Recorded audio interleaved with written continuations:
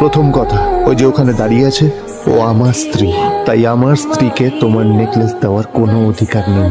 ওকে যদি নেকলেস দিতে হয় তাহলে আমি দেব, তাই এসব ফ্রডগিরি বন্ধ করো। আর দ্বিতীয় কথা, যার পকেটে পয়সা নেই ঝনঝন আওয়াজ করা তার মানায় না।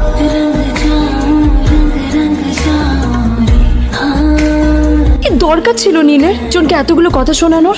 এবার পিছনে আমাকে টাকা দেবে কিনা সেটাও জানি না, আমার কোম্পানিতে ইনভেস্ট করতে চাইবে কিনা সেটাও বুঝতে পারছি না। কি করব?